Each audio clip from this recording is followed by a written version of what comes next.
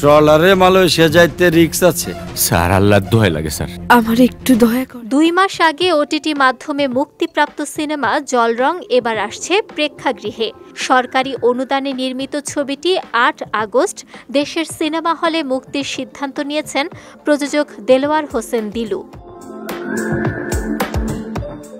এরই মধ্যে প্রকাশ্যে এসেছে নির্মাতা কবিরুল ইসলাম রানা পরিচালিত জলরঙের ট্রেইলার। তবে নিজের সিনেমা মুক্তির খবর জানেন না অভিনেতা সাইমন সাদিক। সম্প্রতি সামাজিক মাধ্যমে একটি পোস্টে বিষয়টি জানিয়েছেন জাতীয় চলচ্চিত্র পুরস্কারপ্রাপ্ত এ অভিনেতা। নিজের ফেসবুকে বিষয়টি নিয়ে তিনি লিখেছেন, ভাই আপনার তো শুক্রবার সিনেমা মুক্তি, আপনার অনুভূতি কি?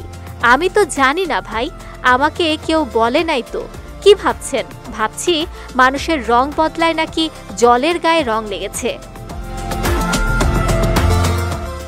সাইমনের মতো অবস্থা নির্মাতা কবিরুল ইসলাম রানারও। সংবাদ মাধ্যমকে তিনি জানান, সোশ্যাল মিডিয়া থেকে জলরং মুক্তির খবর পেয়েছেন তিনি।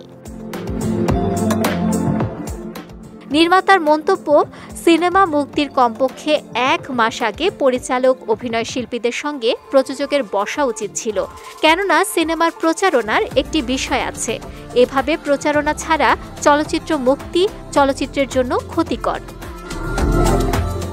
তবে বিষয়টি নিয়ে প্রযোজক দেলোয়ার হোসেন দিলু কোনো মন্তব্য করতে রাজি হননি। 2020-21 অর্থ বছরে 60 লাখ টাকা সরকারি অনুদান পায় জলরং। মানব পাচারের গল্পে নির্মাণ করা হয়েছে ছবিটি। 2023 সালে সেন্সর বোর্ড থেকে ছাড়পত্র পেলেও 2 বছর পর কোরবানির ঈদে প্রচার ছাড়াই ওটিটি প্ল্যাটফর্ম আইস্ক্রিনে মুক্তি পায় ছবিটি। সাইমন ছাড়াও জলরং সিনেমায় বিভিন্ন চরিত্রে অভিনয় করেছেন শহীদুজ্জামান সেলিম, উষ্ণ হক, মাসুম আজিজ, ফারজানা সুমি, ফারজানা রিক্তা, রাশেদ মামুন অপু, আশিস খন্দকার, জয়রাজ, এলিনা শাম্মী, খালেদা আক্তার কল্পনা, রাশেদা চৌধুরী সহ অনেকে।